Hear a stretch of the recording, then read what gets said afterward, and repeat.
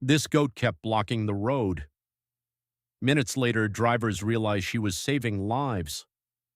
The first driver to stop was a delivery man named Owen Fletcher, who was already late, already irritated, and already convinced the morning had decided to test him personally.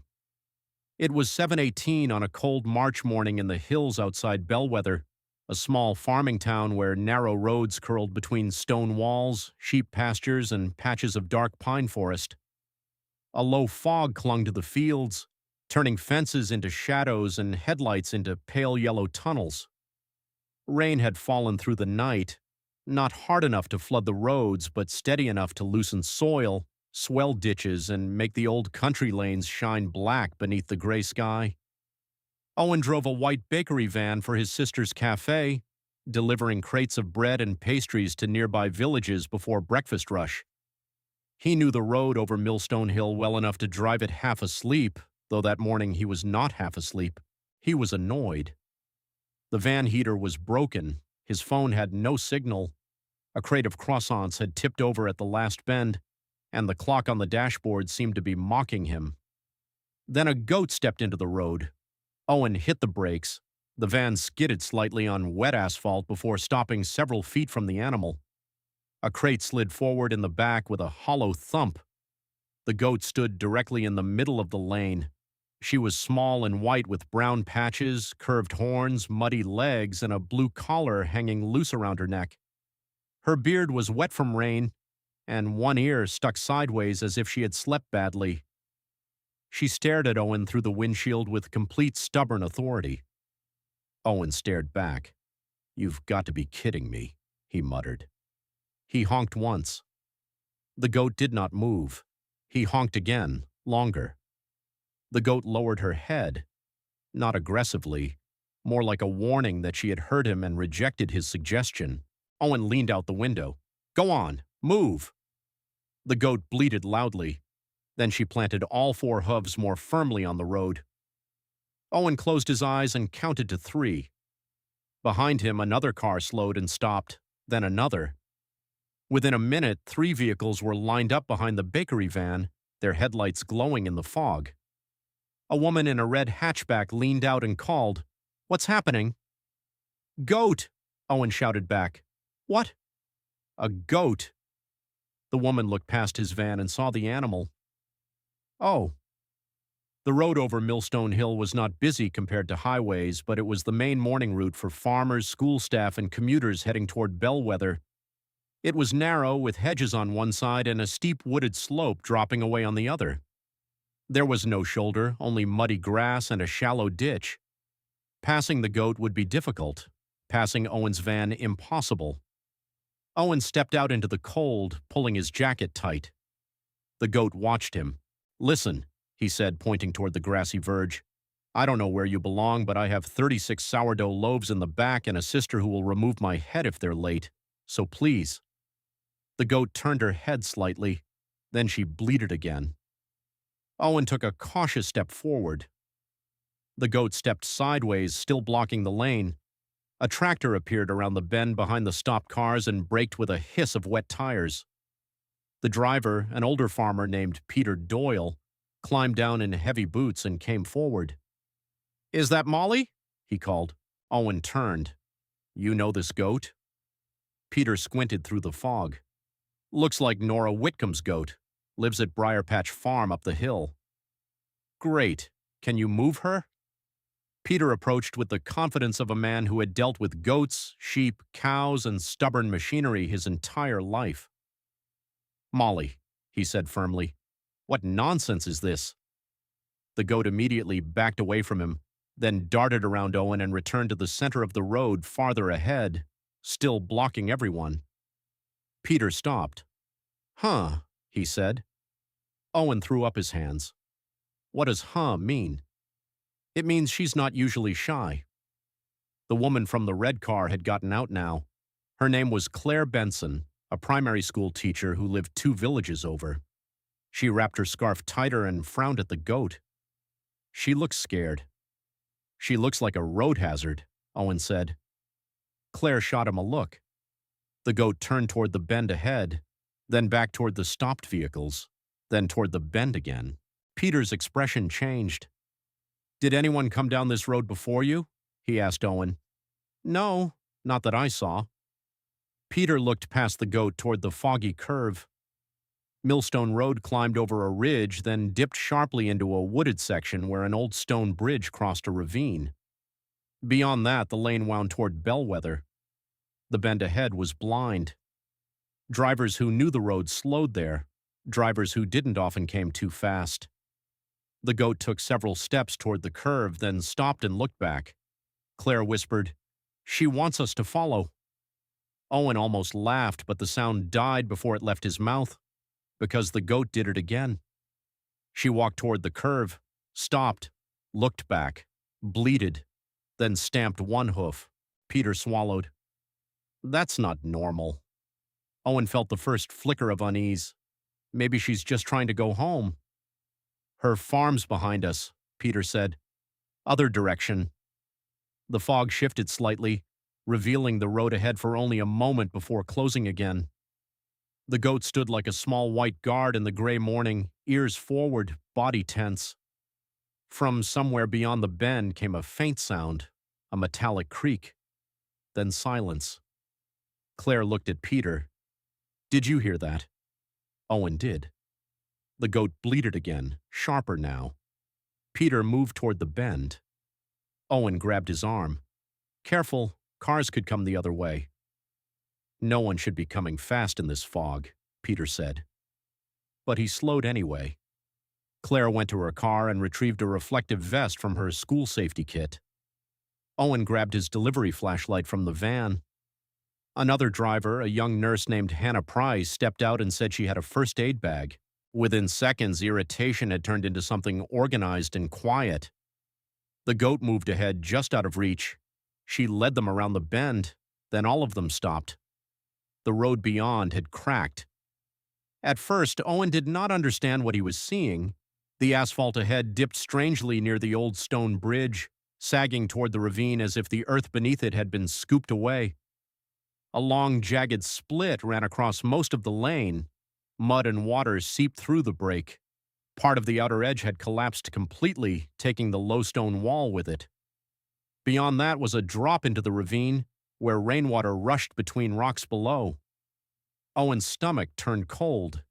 If he had driven around the bend at normal speed, he would have hit the broken section before seeing it. The bakery van might have gone over. The cars behind him might have followed. Claire covered her mouth. "Oh my God!" Peter stepped forward cautiously, then stopped when more stones shifted and tumbled into the ravine. "Back," he said. "Everyone back." The goat stood near the safe side of the road, bleating at them. Owen looked at her. Not a nuisance, not a delay, a warning. "She stopped us," Hannah whispered. No one argued.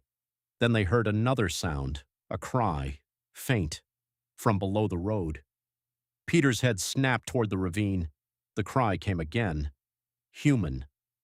Owen ran to the broken edge before Peter could stop him, then dropped flat on his stomach to look down. About 20 feet below, half hidden by brush and broken stone, a small silver car lay tilted against a tree. Its front end was crushed. Mud had slid around the tires. One door hung open. Steam rose faintly from the engine. Someone was inside. Owen shouted, "Car down!" Claire went pale. "There's a car?" Hannah was already moving. "Call emergency services." "No signal," Owen shouted. Peter pointed back toward the ridge. "There's signal by the old mile marker. Go." Claire ran. Owen stayed on his stomach, shining the flashlight down. "Can anyone hear me?" a weak voice answered. "Help." It was a woman. Then another sound. A child crying. Hannah knelt beside Owen but kept back from the unstable edge. "How many?"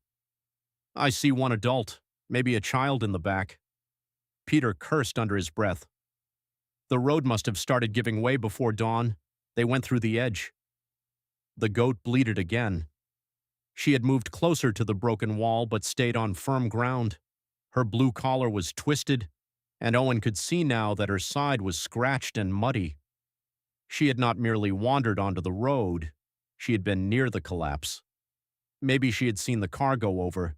Maybe she had heard the cries from below. Maybe she had tried to reach someone and then run up the road to stop help, or stop more cars from falling. Minutes earlier, Owen had honked at her. He felt ashamed. Claire returned, breathless, phone pressed to her ear. "Emergency services are coming."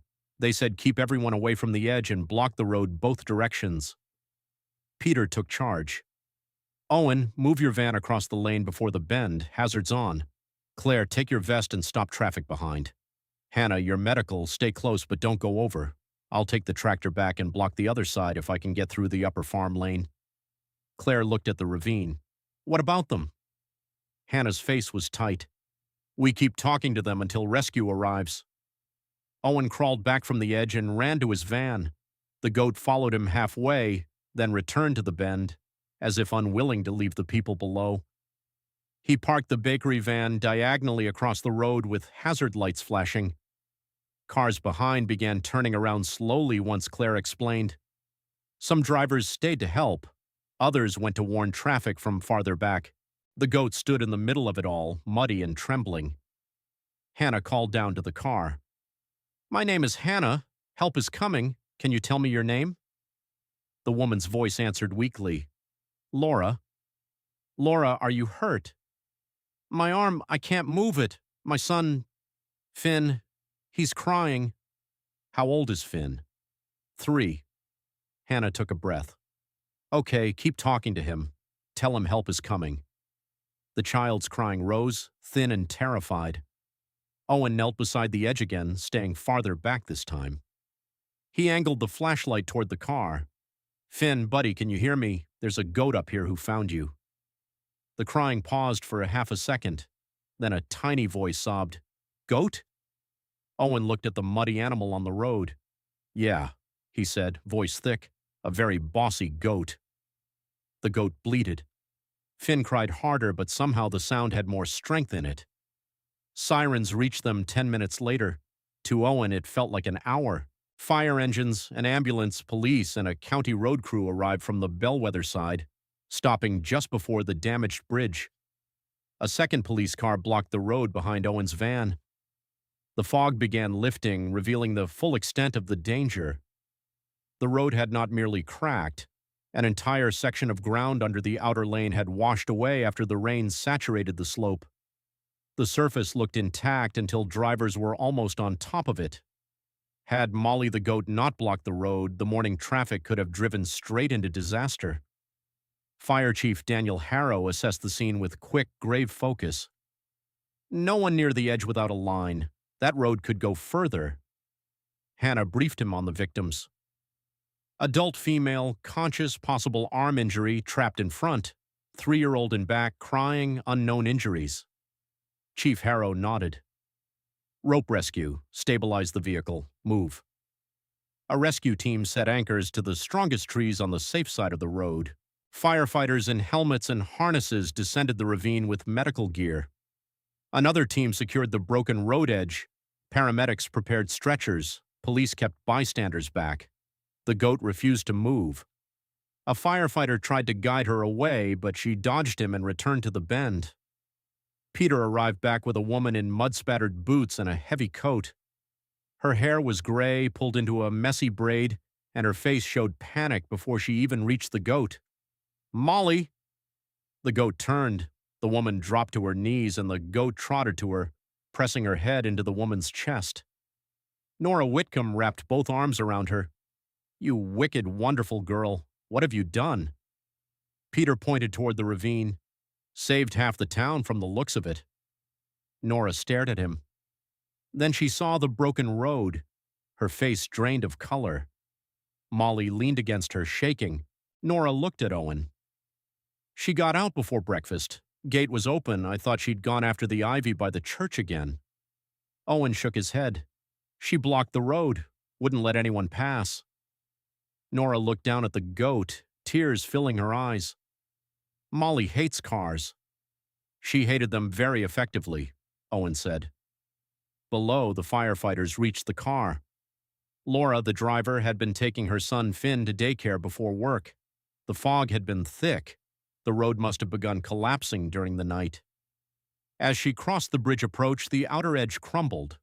Her car slid sideways, broke through the stone wall, and tumbled into the ravine. A tree stopped it from rolling farther into the water below. Her phone had been lost in the crash. No other vehicle had passed after her, except Molly. At least that was what everyone slowly realized. Molly's farm bordered the upper pasture near the old road. Her hoofprints later showed she had squeezed through a loose gate after the storm, wandered near the roadside, and likely heard the crash or the cries from below.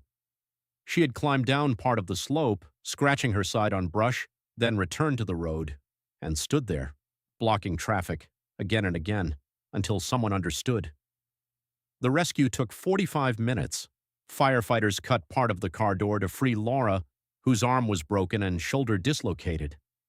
Finn was strapped in his car seat, bruised and frightened but protected by the seat and the angle of the crash. When a firefighter brought him up in a blanket, his small face streaked with tears and dirt, the entire roadside went silent. Hannah checked him immediately. Finn looked around, dazed. "Where's the goat?" Molly bleated from beside Nora. Finn turned his head. The boy's lower lip trembled. "Goat saved us?" His mother, still being lifted from the ravine below, could not answer. So Owen did. "Yeah, buddy," he said. "She did."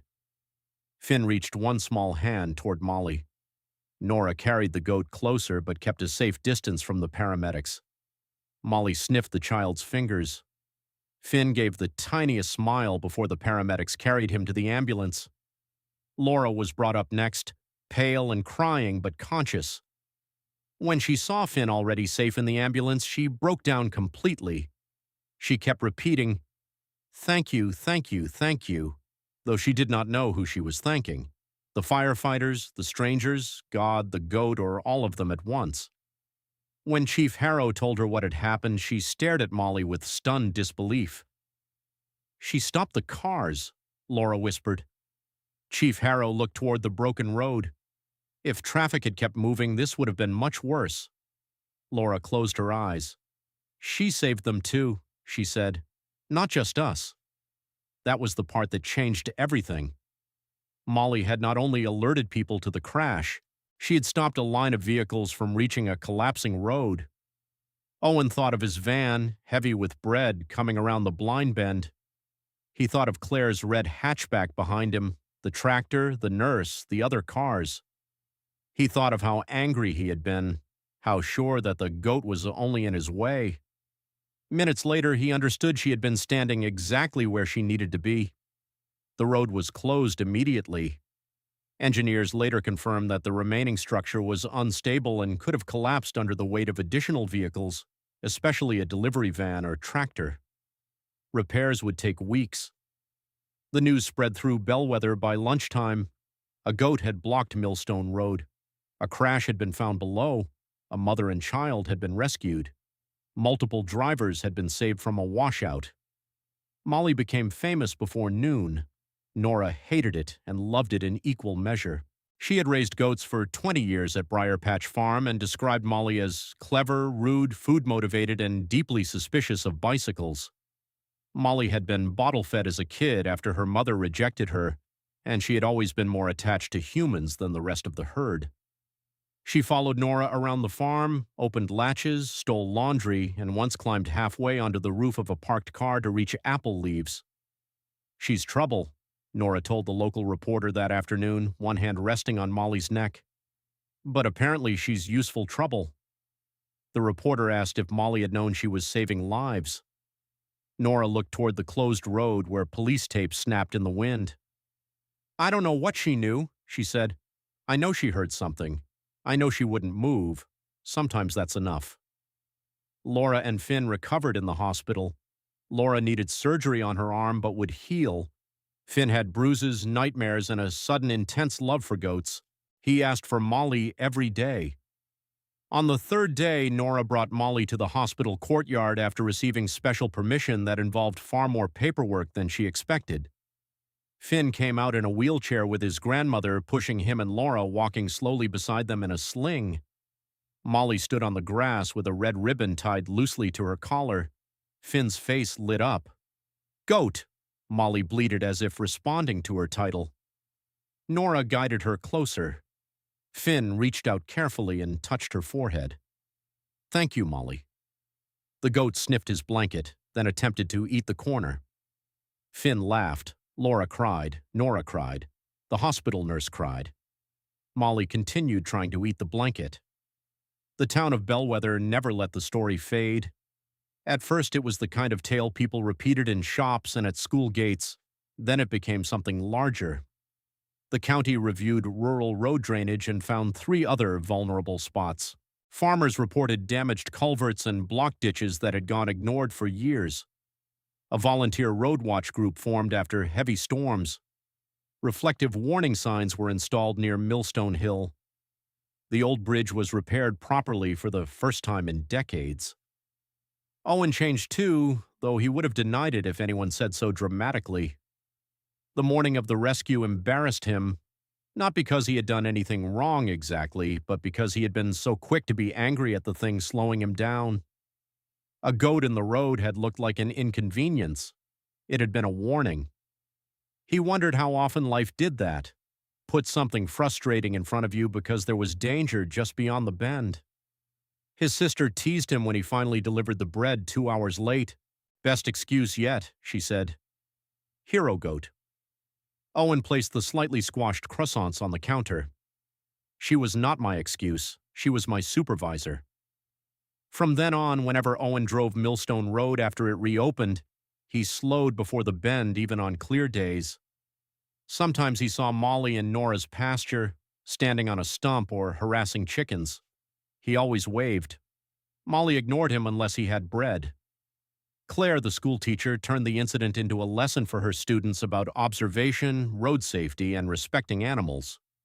She was careful not to suggest children should follow goats into dangerous places, but she did tell them that paying attention mattered. The class made thank you cards for Molly. Most featured inaccurate drawings of goats with capes. One child wrote, "Dear Molly, thank you for being stubborn." Nora pinned that one in her barn. Peter Doyle repaired Nora's gate and pretended he had only done it because a goat that clever should be contained for public safety. Hannah, the nurse, volunteered with the Road Watch group. Chief Harrow used the incident in emergency preparedness talks. "People ask what saved lives that morning," he would say. "The rescue team did its job, yes. The drivers stayed calm. The nurse helped. The call went through. But the first warning came from a goat who refused to move. So when something strange blocks your path, don't just get angry. Look around. Ask why." A year later, Bellwether held a small community event when the repaired Millstone Bridge officially reopened. Nora brought Molly on a lead rope, though Molly objected to the ribbon on her collar and tried to eat it twice. Finn, now fully recovered, insisted on standing beside her for the photo. Laura stood behind him with one hand on his shoulder, her healed arm still slightly stiff but strong. The mayor gave a short speech about infrastructure. No one remembered it. Then Finn stepped forward with a carrot. Molly took it gently from his hand. Finn turned to the crowd and said very seriously, "Molly is my friend because she stopped the road." Everyone applauded. Molly sneezed. Years passed. Molly grew older, rounder, and no less stubborn. Her muzzle whitened slightly. Her horns showed scratches from a lifetime of questionable decisions. She still escaped occasionally, though Nora reinforced every gate twice. She never again blocked a road in quite the same way, but she did once stand in front of Peter's tractor until he discovered a lamb tangled in fence wire behind the hedge. After that, Peter announced Molly had appointed herself Regional Safety Inspector. Nora did not disagree. Finn visited Briar Patch Farm often. At first, he came because he loved Molly. Then he came because Nora taught him how to bottle feed orphaned kids, collect eggs, and tell when rain was coming by the smell of the wind. Laura said the farm helped him heal from the fear of the crash. Finn said Molly liked him because he shared biscuits. Both were probably true. One autumn afternoon, years after the accident, Finn, now older and taller, stood by the pasture fence while Molly dozed in the sun. He had only faint memories of the crash itself: rain, a loud noise hanging sideways, his mother's voice, a goat's bleat from somewhere above. But the story had shaped him anyway. It had taught him that help could come from unexpected places, that stubbornness could be a virtue, and that animals noticed more than people assumed. He looked at Nora and asked, "Do you think Molly knew the road was broken?" Nora considered the old goat, who was currently asleep with one hoof in her feed bucket. "No," Nora said. "Not the way you mean." Finn nodded.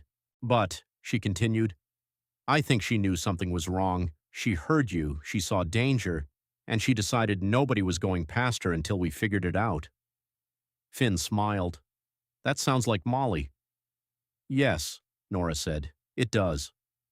When Molly died at the age of 14, the town mourned her in a way usually reserved for retired teachers and beloved shopkeepers. Nora buried her beneath an apple tree at Briar Patch Farm because Molly had spent much of her life trying to reach apples she was not supposed to have. Finn placed a small wooden sign there, carved with help from Peter. It read, "Molly." She stood her ground. For weeks, people left carrots, flowers, and notes by the fence. Owen left a small loaf of bread. Claire's class made a paper garland. Chief Harrow came quietly one evening and stood by the tree with his helmet in his hands. Nora missed the sound of Molly's hooves on the barn floor more than she expected, but the story stayed. Years later, when heavy rain fell over Bellwether and drivers slowed before the bend at Millstone Hill, someone would always mention the goat. Parents told children, teachers told new students, farmers told young workers learning the roads. It became more than a rescue story. It became a town lesson. Pay attention, respect warnings. Do not dismiss the stubborn creature in your path, because sometimes the delay is the rescue. Sometimes being stopped is being saved. And sometimes, minutes before disaster, a muddy goat with a torn blue collar stands in the middle of the road and refuses to let anyone pass. So before we go, remember this. Heroes do not always arrive with sirens, uniforms, or flashing lights. Sometimes they have hooves. Sometimes they are stubborn, inconvenient, and impossible to move. Molly the goat blocked a road on a foggy morning, and drivers thought she was causing trouble. Minutes later, they realized she had found a crash, heard a child crying, and stopped an entire line of cars from driving into danger. She was not in the way. She was the warning. And because she stood her ground, a mother, a little boy, and a road full of strangers lived to see another day.